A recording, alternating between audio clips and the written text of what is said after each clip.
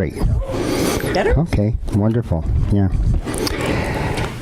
Okay, before I begin, I have to make some preliminary remarks and a disclaimer. First of all, I'm a mathematician, as most of you know, and mathematicians are sticklers for proof. If you can't prove it, we don't believe it. So I have to warn you that, well, it works this way. Someone makes a conjecture, and then people set out to try to prove it. If you can prove it, and a proof, of course, has to follow from the Aristotelian logic step by step, from the assertion to the conclusion. If you can prove it, it's then accepted as a mathematical fact. If you can't, it remains a conjecture. A great many of the things that I'm going to be talking about today are conjectures. I can't prove most of it. If you don't like it, just put it on the back burner, because spirituality is an evolving process. I know as I grew up, there were many things, many ideas I had that changed considerably with time. And some of the things that I'll be mentioning here, you may not be ready for, but as I say, don't immediately and summarily dismiss it. There's a saying, minds are like parachutes. They work best when open. So try to keep an open mind. So here's my disclaimer.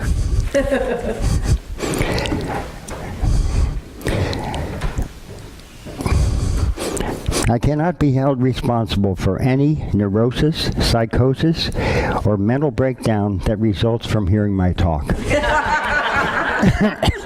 So in other words, listen at your own risk.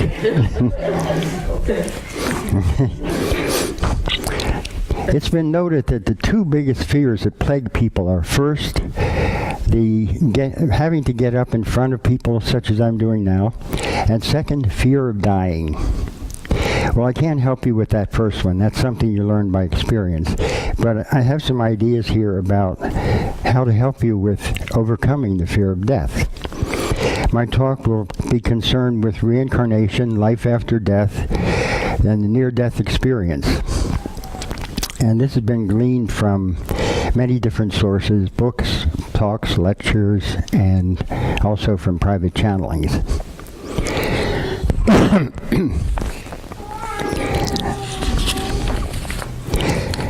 Now, obviously, this is a very grave subject, if you pardon the pun.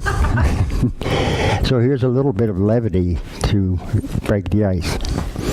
The scene is a college campus, and there's students walking along, and he encounters a professor, and the professor says to him, "Hi, John, how are you?" He says, "Very well, sir." "How's your mother?" "Oh, she's fine." "How's your father?"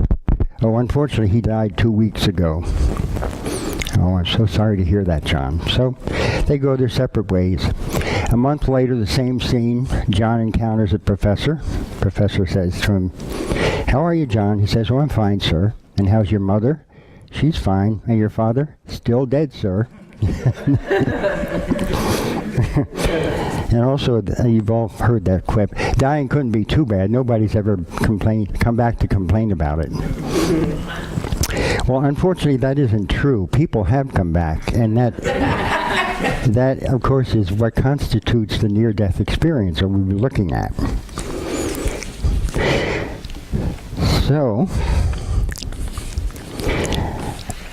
we asked the question, what do we really know about what happens after you die? And why are we so obsessed with the fear of that? And Nancy likes stories. I like poetry. So I have a couple interesting poems here that I'm going to read. But the first is only an excerpt from Hamlet's soliloquy. I'm sure most of you had to learn that when you're in high school. To be or not to be, that is the question. Well, the part of it that is apropos here goes like this. Let's see. I guess that's it. Who would fuddles bear, that means burdens, to grunt and sweat under a weary life, but that the dread of something after death, the undiscovered country from whose bourne no traveler returns, puzzles the will and makes us rather bear those ills we have than fly to others we know not of. I think that's so beautifully put. And it's encapsulates exactly the very thing that we're looking at here. So,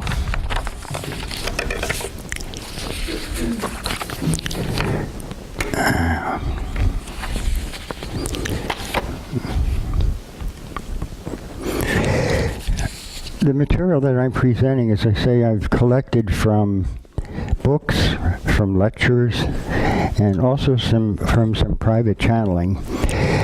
Now, a lot of people would object to channeling. They say that that's not reliable. And there's that old quip, just because they're dead doesn't mean they're smart. And maybe there's some truth to that, too. However, when 4 or 5 different channels come up with the same ideas, I think that that certainly adds to the veracity of what they're saying. Don't you think? I think so. So, let's first of all look at reincarnation. If you look up the definition in the dictionary, you'll find the usual one, but what I'm interested in is the derivation of the word reincarnate. Re, of course, is a prefix meaning again, in meaning into, and carnate comes from the word carno meaning flesh or body. So it's the idea of the reintroduction into a body. This is not to be confused with another doctrine called transmigration. You know what that is? That's the entry into the body of an animal, which some people do, some people don't accept. I think the Hindus believe that. So, let me tell you how I got interested in reincarnation. When I was going into 5th grade, my family moved to Massachusetts from Pennsylvania. And we moved to a little town called Chicopee Falls, close to Springfield, not too far from Hartford, Connecticut.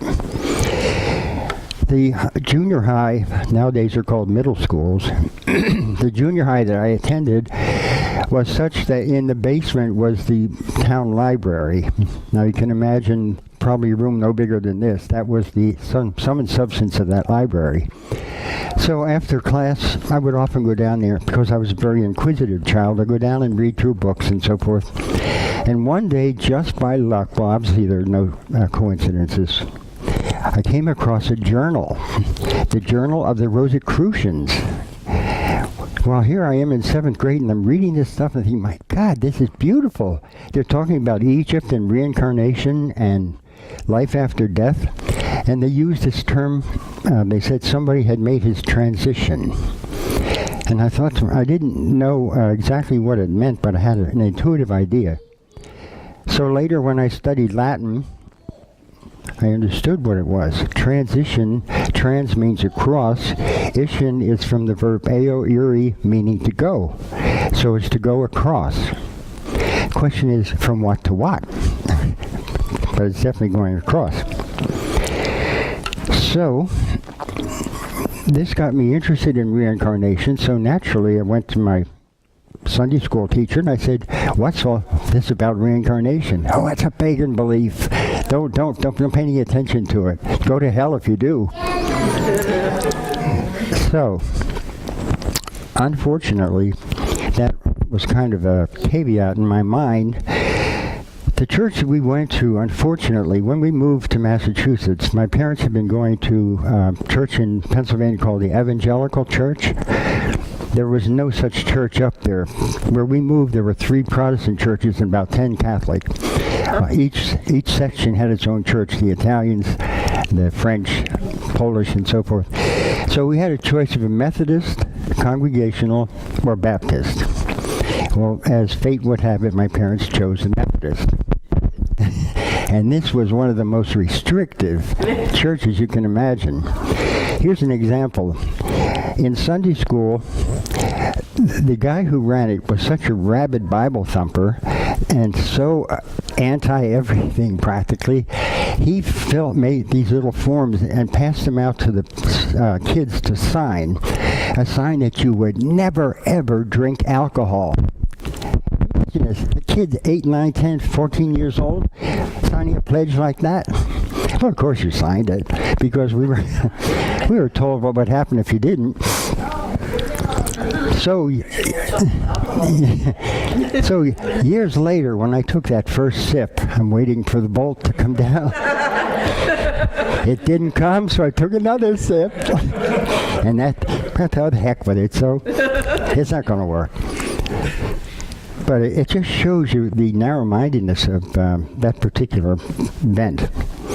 Also, there were eight of us children, and every Sunday we would be packed off to Sunday school.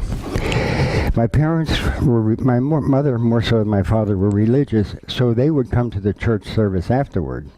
And we'd all march up and take our place in the pew. And this minister, oh, he was so terrible. The most uninspired you can imagine. It's going on the usual platitudes about Christianity and being good and so forth. And then I always wondered, just how good do you have to be to escape hell? In other words, how much bad can you do before you're before you're pushed into the pit? Well, that was never answered. As a matter of fact, I had many questions about religion which I could never get answers for. Well, my mother, being religious, I would often ask her. One time I asked her, where did I come from? She said, Babyland. I said, Babyland? So then she tells me, well, that's a place where all the babies are before they come to Earth. So I accepted that because I couldn't imagine where it is. But she had one stock phrase that I like. If I would ask her a question that she didn't know the answer to, she would be honest and say, I don't know. But then she would always add, but there are just some things we're not supposed to know. And so I took that. However, it did not satisfy my curiosity.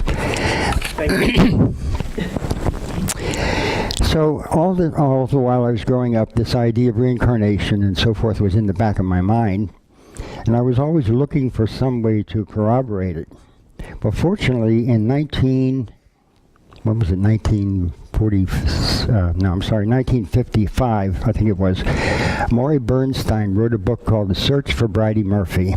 Has any of you ever heard of that? You read it? Okay.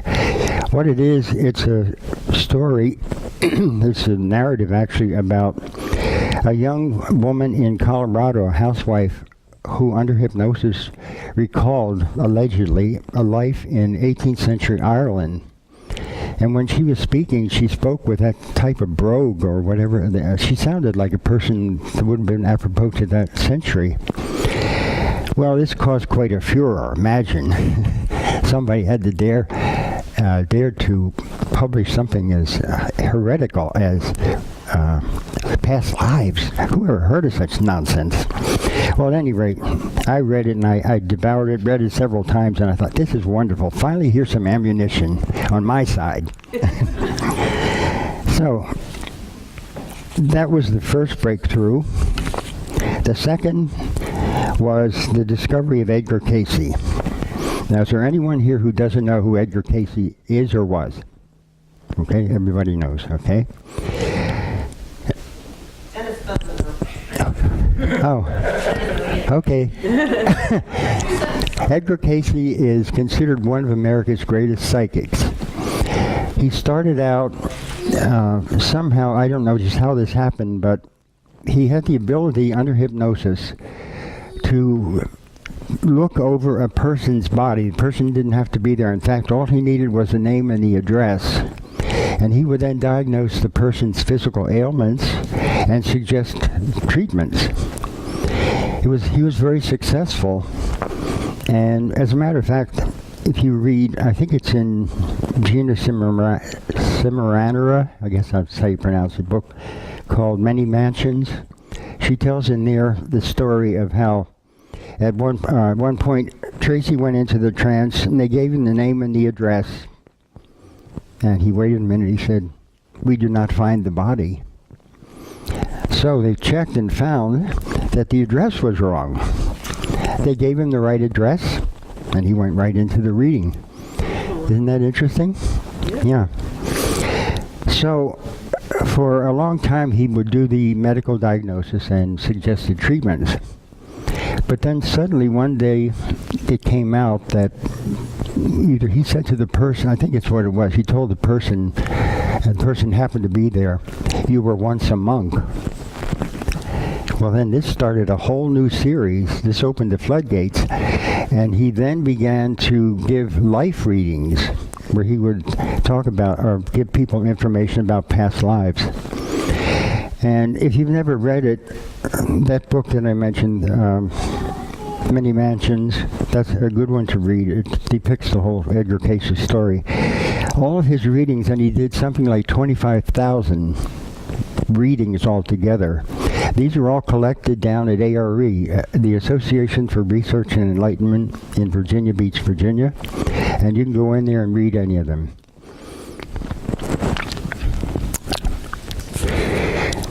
So, going back to the idea of reincarnation, here's poem number 1.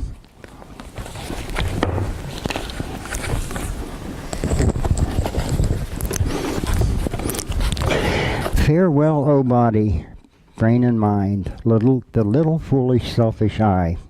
In all your wandering paths and bind, somehow something is learned that shall not die.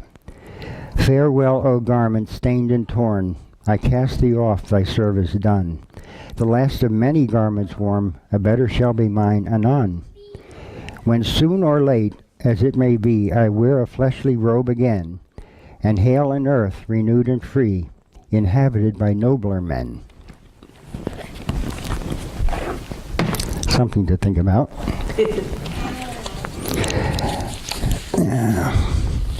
What are the arguments against reincarnation? And by the way, reincarnation was taught by the church until in 325 at the Council of Nicaea it was omitted. And then in 553, the Roman government declared it was a punishable act to teach or believe in reincarnation. So that was kind of that took care of that. So for years then, it was studied sub rosa. And the arguments that are usually advanced against reincarnation are these. And you've probably heard them yourself, and maybe you, in your own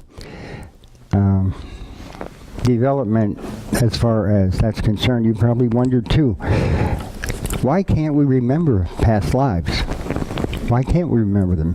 Most of us have had thousands of them. Well, my answer to that is this. Can you remember what you had for breakfast 10 years ago? Would you want to remember? Suppose you had to remember every single piece of clothing you ever put on in your life. You'd be so wrapped up in those thoughts that you wouldn't have time to think about the present. So I think that's a specious argument. We just forget about that.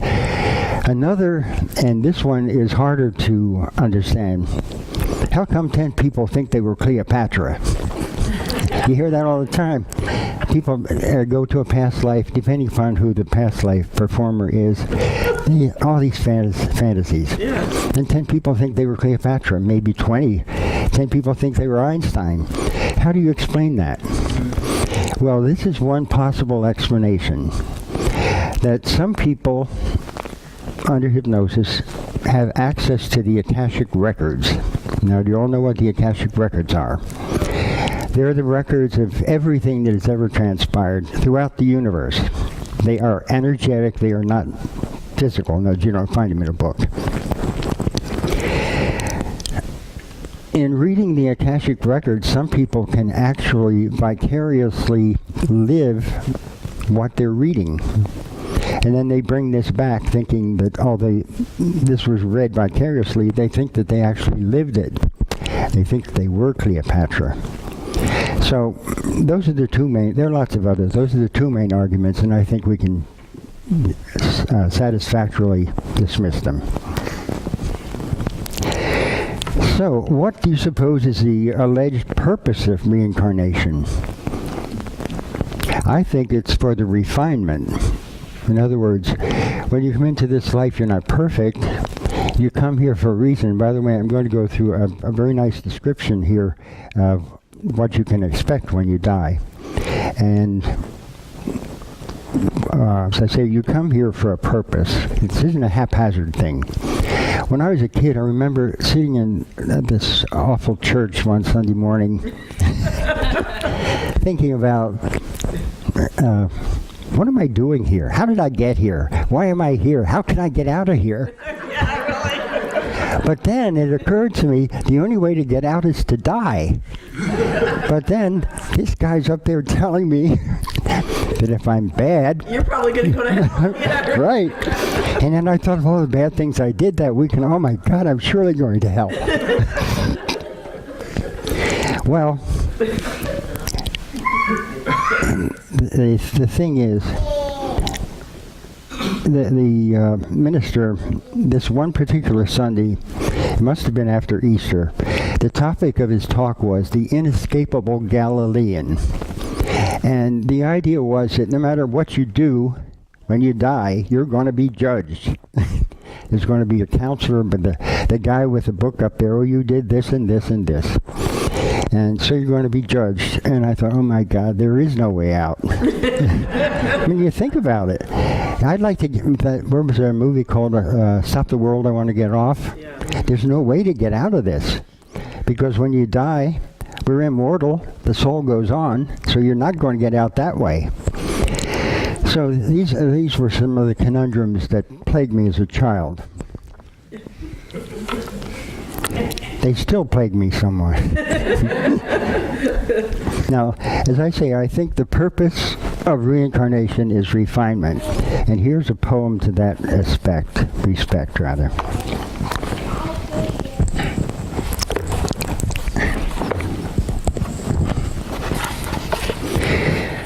The star-bred metals in the earth, iron and copper and bronze and lead, even the silver of noble birth, thus to the master of metals said, help us, master, for we would rise out of the mold which is our bar.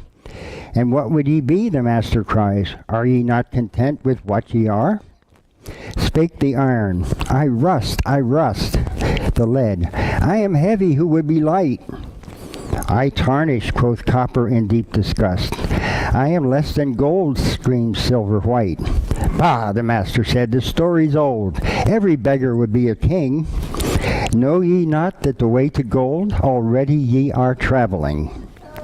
The way is long and the way is rough, and the way has many a twist. 'Tis swift and straight if ye know enough of the art of the alchemist.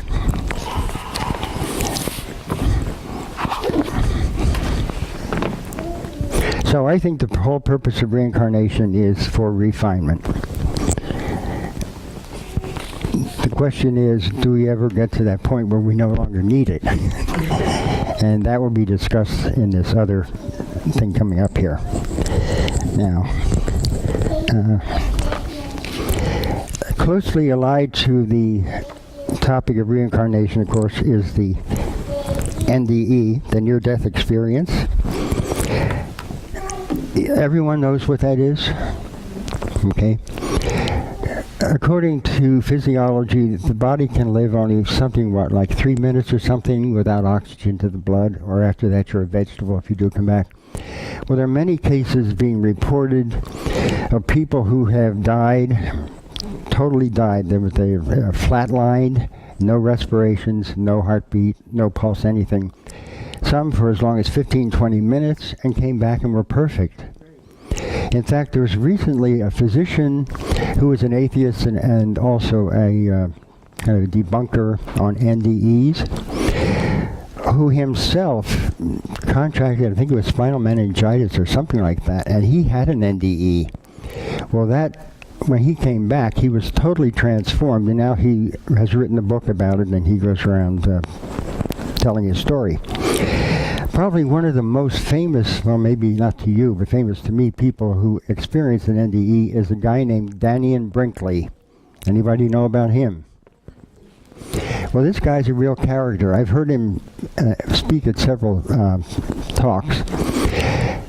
He was a hitman for the CIA. You can imagine anything worse. He was going around eliminating people. Yeah. So at one point he was talking on the telephone, and there's a high electrical storm occurred. It came down through the telephone and knocked him unconscious. In fact, it killed him. He was fried, literally. So they took him to the hospital, and somehow he managed to recover. Burned over most of his body, but at any rate, he did recover. It was a long, long process. But the important thing is he had an NDE, and he remembered everything that happened to him. He took a quick stop past hell. Yeah. Yeah. Well, the important thing is that he mentioned, among what Bob just said, one of the things that happens when you die is when this process called a life review, which I'll mention later, at that point you get to feel and experience everything that you did to other people, good and bad. In other words, if you hurt someone, you get to feel that hurt yourself. It's not a form of punishment. It's just an objective evaluation. Another interesting story about NDEs, and I don't remember all the details, I didn't have time to look them up, but I think it was a woman who died on the operating table, and when they brought her back, she was discussing what had happened, and she mentioned that there was a shoe up on the roof of the hospital, that when she was leaving her body, she was rising up, and she looked down and she saw this shoe on the roof. Well, they thought she was nuts. So they didn't pay any attention until finally somebody went up and looked, and sure enough, there was a shoe. So, now how would you explain that logically? She must have seen it somehow, but how could she? She was dead. So, there again, I think that simply corroborates and adds credence to the idea of the NDE bringing back good information. Also, if it were only adults who had it, it would be okay. But there are children, young children, who have died and come back. Now, a child 3, 4, 5 years old has not been indoctrinated into the ways of the world. And certainly if that child has the same impressions of going through a tunnel, seeing a light, seeing people and so forth, there's got to be something to that. I don't think we can dismiss that by sleight of hand. A guy by the name of Dr. Michael Newton has done a great deal of research through hypnosis on life after death. And let's see. I guess this would be an appropriate time.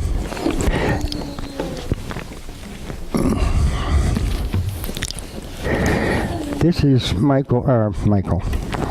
David Wilcock's latest book. I highly recommend you read it, The Synchronicity Key. His first one was excellent. This one's even better. And in it, in this particular chapter, he's talking about this, the research that was done by this Dr. Newton. Now, can I walk around with this and not mess it up? Because I have to get to this chart.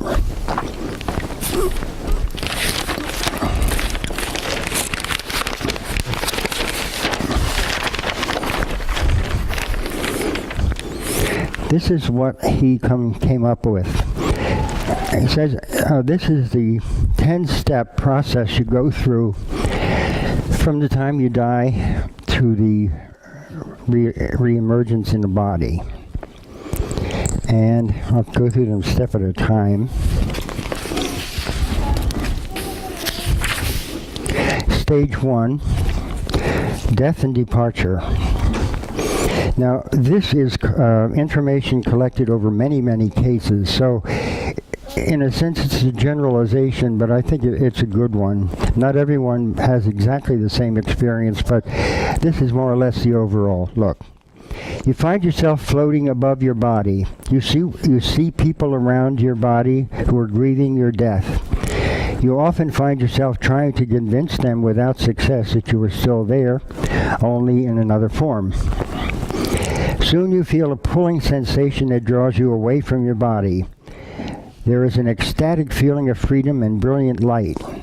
Some people see the light all around them, others see it in the distance and feel pulled toward it. This is what creates the commonly reported effect of moving through a dark tunnel toward a light at the end. Some people are not interested in staying near their bodies after their physical death. They feel the strong pull of the afterlife and do not want to wait around to experience it. Many others will stay around. Sometimes, many times, shortly after their funeral, they leave. So,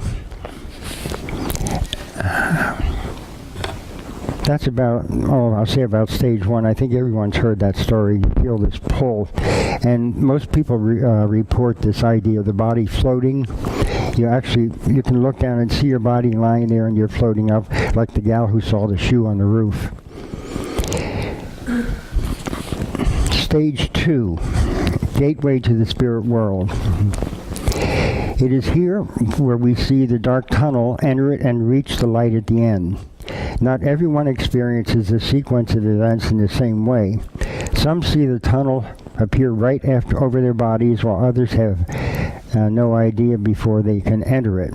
But in most cases, the tunnel appears quickly after we leave the earth. The most common stereotype in which a person sees ends up in a flowing field of tall grass or wildflowers as soon as he or she leaves with all his or her friends and relatives did not happen in all cases and was by no means a standard. However, everyone seems to experience a particularly inspiring set of visions. Almost immediately after their death, most people do hear beautiful music or sound vibrations, which continue to be audible as they move through the early stage of their entry into the afterlife.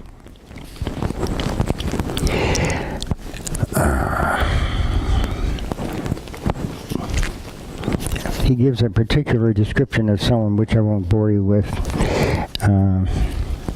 We also find at this point that we do not immediately become omniscient after death. Now that's one point that I found interesting. I heard people say, oh, when you die, then you know everything. Well, that'd be great, especially when you have as many unanswered questions as I have. I'd like to know that eventually all my curiosity will be satisfied. But it doesn't happen that way, apparently. You don't become omniscient. Just because you're dead doesn't mean you're smart. So, we may still be confused and bewildered and traumatized by what has happened. If we experience sadness and confusion at this point, we are generally approached by our main guide in the afterlife. You know, we all have guides. So, stage 3, homecoming. This is when we are more formally greeted into the spiritual world, not just by our initial guide, but by others who are close to us. These people often appear as masses of luminous energy, but they can project faces we are familiar with in order to help us ease into our new surroundings. The face of a former lifetime is only one of a theoretically limitless number of different forms a soul can take in the afterlife, since our energetic bodies are completely thought responsive. Now that was another point that I thought about. Suppose when I die, I want to see my mother. Well, she had 10,000 other incarnations. Which one of those am I going to see? Well, I suppose since everything is pliable and fluid, you'll see the one that is most apropos to the time. So,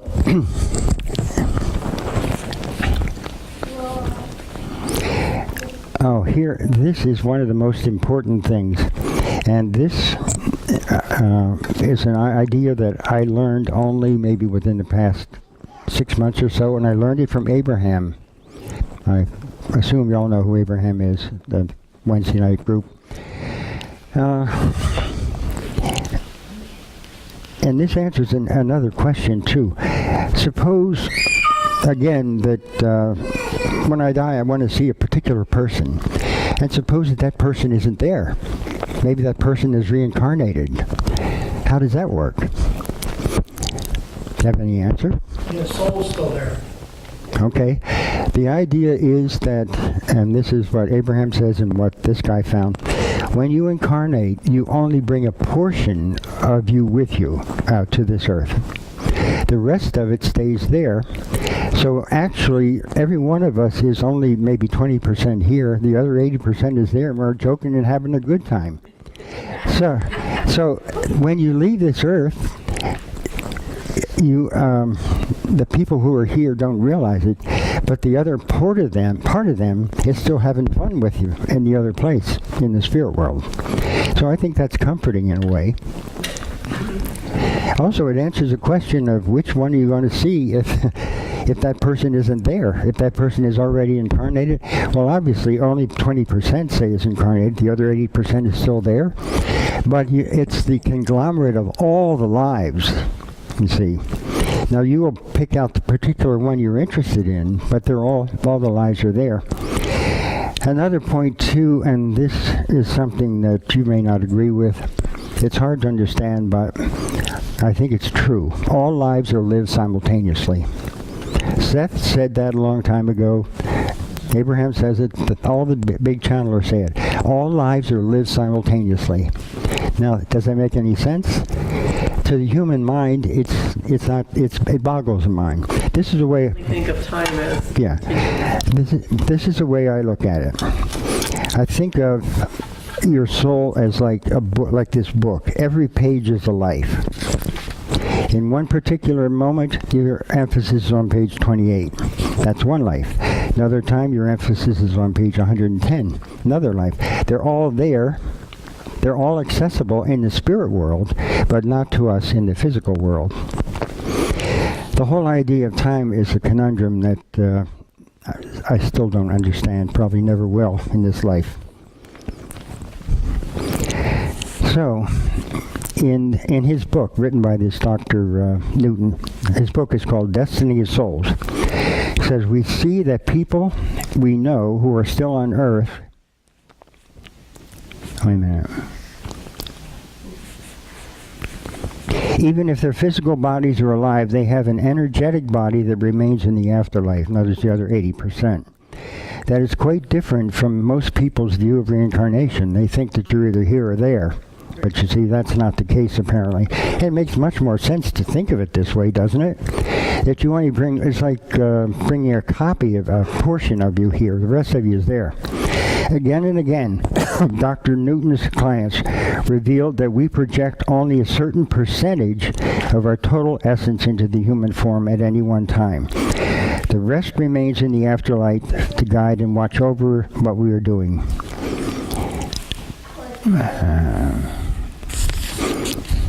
Oh, and this is something that I hadn't thought about either, but who knows? As I say, put it on the back burner if you don't like it. Some highly ambitious souls also divide themselves into 2 or more or even 3 simultaneous physical incarnations on Earth in the hope of dramatically speeding up the revolution, and may only leave a very small percent in the spirit world. Well, this can lead to problems, as this, of course, means that there's an overlap in which a soul will project itself into a new body well before an exiting incarnation has failed, and can occur and can cause problems. We find that if a soul were to project 100% of its energy into a body, it would literally fry the electrochemical circuits of the brain. Isn't that interesting?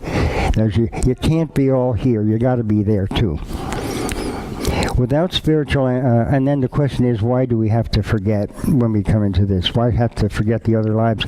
Without spiritual amnesia, we would not have the potential to grow, and we would come into our physical incarnation on Earth already knowing everything. So there'd be no need to come. Therefore, you will invariably see the people you know and the ones you love the most when you go through the homecoming phase, which is that one, even if they are still alive on Earth. There's a lot of hugging and crying and an incredible feeling of love, acceptance, and belonging at this stage. This has a tremendously positive effect on us and greatly eases our passage into the new world. Also, at this point, we begin very clearly remembering multiple lifetimes we have shared with each other. And it appears that people tend to reincarnate in groups. We have probably all been together many times before.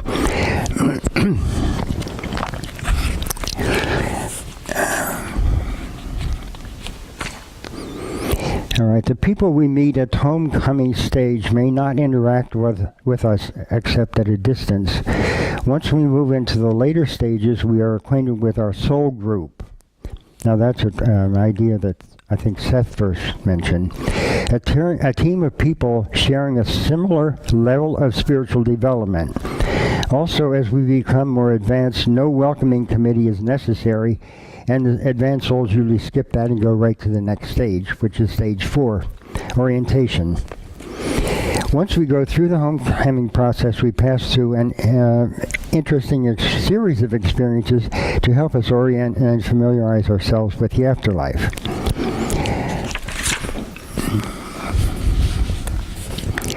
The most common phrase for this is, quote, the place of healing. And it's mentioned here that the first and most important part is a form of healing in which the traumas we carried from our physical lives are washed away. One channel in particular refers to that as the healing chambers.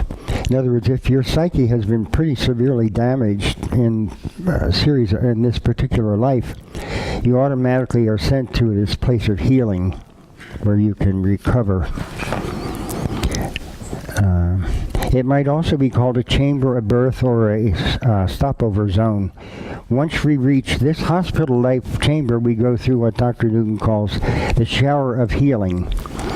Our guide often directs this process. We move into a specific room of light and are bathed in a stream of liquid healing energy that appears like a beam coming toward us and moving through us. Many of Newton's clients reported the sensation is similar to a refreshing shower taken after a hard day's work. The second phase of orientation is a substantial counseling process with our guide. The guide asks probing questions about how we lived, whether we lived up to our expectations, as we had chosen them before our birth. Now that's another thing. How many of you think that before you came here you actually made a choice? A lot of people don't even think about it, but I think we do. And that will also be amplified in the sequel here.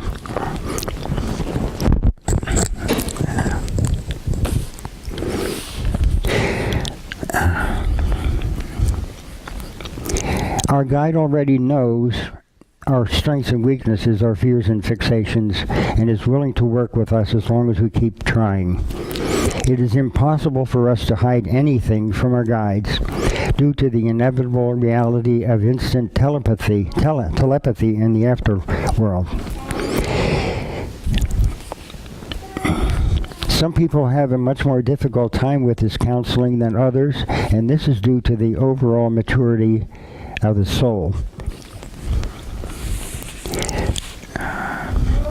The whole process that's taking place here is a private warming up for a much more significant meeting that happens later on, when we meet with a highly evolved group, many refer to as, quote, the Council of Masters or the Council of Elders at the end of Stage 5.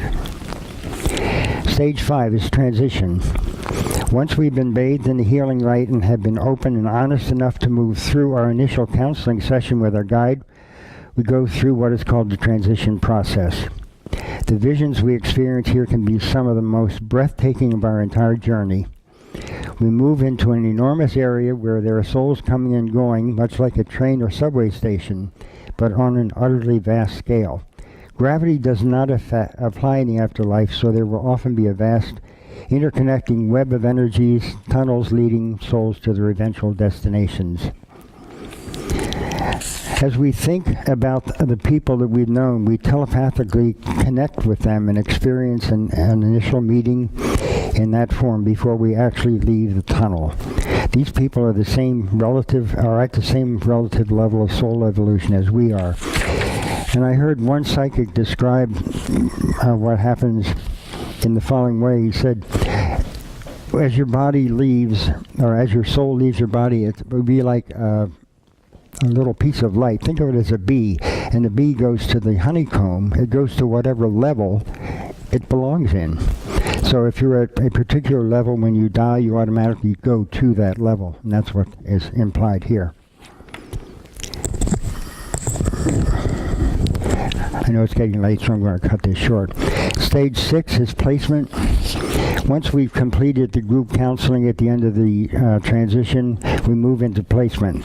This is where we're acquainted with familiar groups of various sizes. And here we return to a school-type environment. We study with our own soul group, our closest friends, who may enjoy a level of evolution similar to ours. The group can range from 3 and 25 souls, but the typical number is about 15. This group is often called the inner circle. And we perform real work in this school setting, which is usually in the form of sitting down and doing what Dr. Newton's clients usually call a life book. Although this first appears to look like a large book, it acts much more like an advanced holographic projection. Each page of the book represents a given period of time in our lives.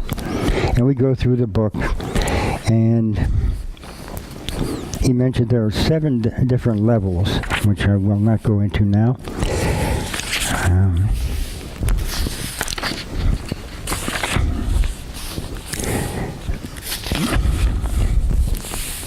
Stage 7, life selection.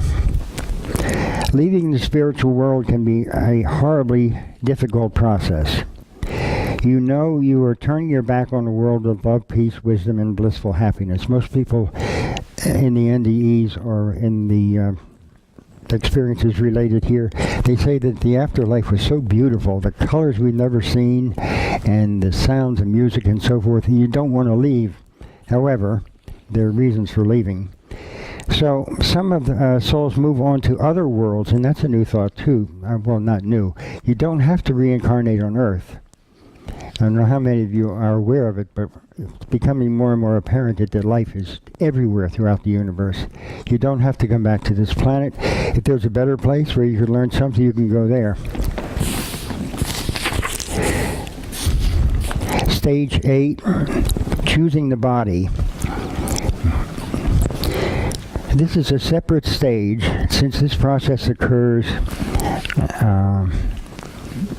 I've left out something, so I'll have to stop that.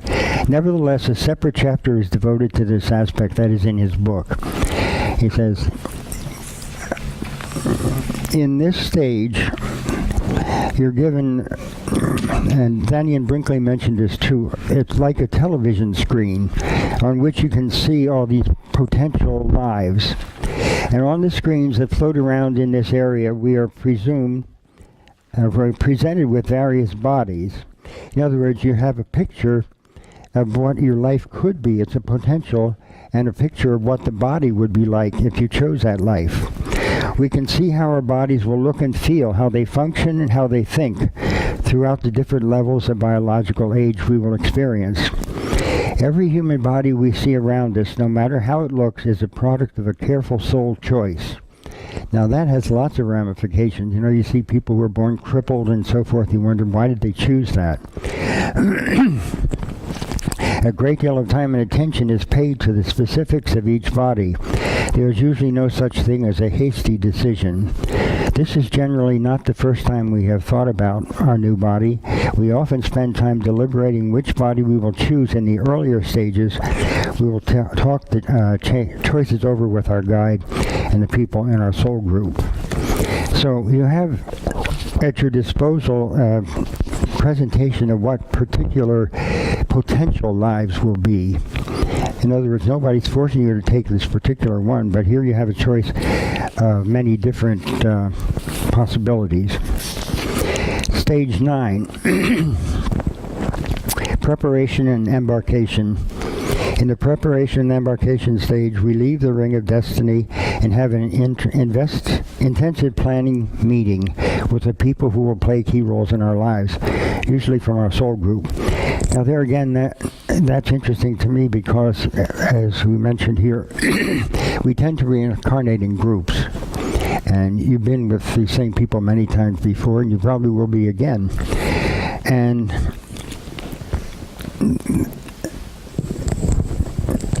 some people describe it as when you come here, you're agreeing to play a role in a drama.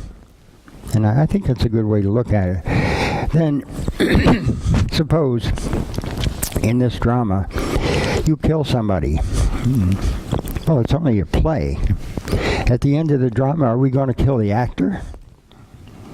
In other words, if the predetermined script was such that you were supposed to kill somebody, probably to eliminate some of his karma, does it follow then that you're going to have to be killed?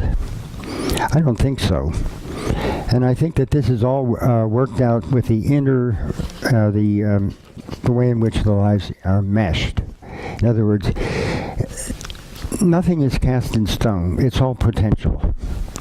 You come into this life with a series of potentials. Whether you experience them or not, it's entirely up to you. And you can even change your mind. So, in this stage, you are preparing to leave, and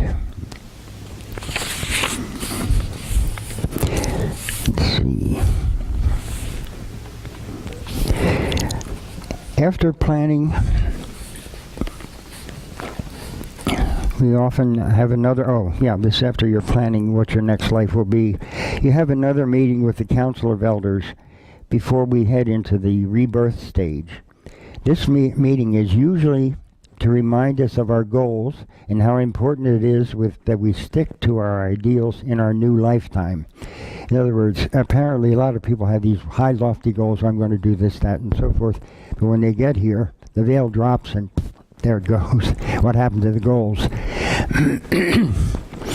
The elders who make up this council are bathed in light, and there is a strong sense of divinity. This meeting is akin to the last-minute pep talk, encouraging us to have patience, to hold true to our values, to trust ourselves in the midst of difficult situations, and to avoid indulging in anger and negativity. We may also receive an energetic boost from the elders that appears as a burst of positive power, helping inspire us and charge us with love. Then obviously the last stage is rebirth, and don't have to mention, once we finally depart, we have a sense of plunging downward, although through areas of luminous intensity. We may also see another dark tunnel, only this time we're returning to the earth in it rather than leaving the earth through it. As soon as we exit the tunnel, we find ourselves in the body of a baby within our new mother's womb. I have memories that I think are my memory of being born. I can see this huge, it's like a chute, and I remember going down this chute and waking up with this terrible pain in my chest, which was my first breath. Now, whether that's just something made up in my mind or not, I don't know. But it's kind of fanciful to think about it. So, here's another interesting thought.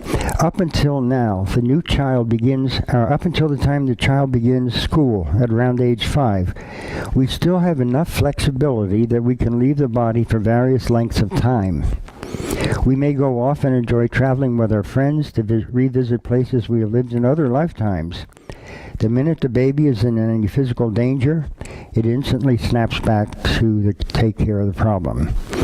While we are in the baby's body, we work to integrate our own soul energies with the brain of the physical body. We may also get the baby to do things that will help smooth out the relationships with the family, for example, doing cute things and so forth. So, those are the 10 stages. And I think it makes a lot of sense. I'm looking forward to it. And especially if this is the way it is. And with so many people reporting the same ideas, I think it's probably pretty close to what's going to happen. So, if nothing else, I hope I've given you some insight into what you might expect, and possibly to allay or alleviate any fears you might have of death. Because obviously, well, maybe it's not so obvious, but it is to me, we are eternal. Just because you are living one life does not mean that that's the end by any means. Charlie, and when he closes his meditations, always makes these comments, and I think they're appropriate. He says, if God is all there is, then God is who you are. And so it is. And I like that too, because when I come here on a Sunday, I'm not coming to a worship service. We're all God's. Wouldn't it be stupid if we worshiped ourselves? That's exactly what it would be. I think we come here to learn, to be exposed to ideas. I hope I've given you some ideas here to think about. And I'll close with the closing lines of a poem called Thanatopsis by William Cullen Bryant. And I always think of this when I'm at a funeral. It goes like this. So live, that when thy summons comes to join those innumerable caravans that move to that mysterious realm, where each shall take his chamber in the silent halls of death, thou go not like the quarry slave scourged at night, but rather sustained and upheld by an unfaltering trust, approach thy grave like someone who wraps the draperies of his couch about him and lies down to pleasant dreams. Isn't that nice?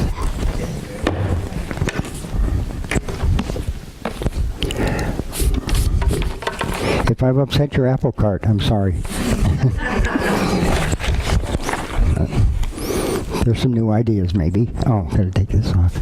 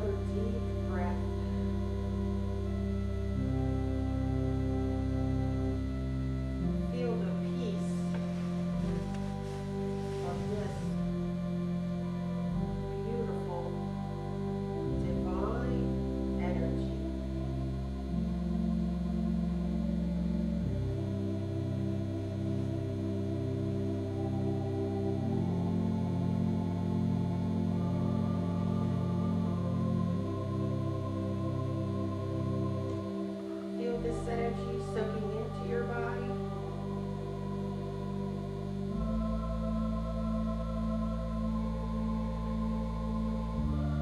Absorbing into your cells with loving, peaceful, healing vibrations.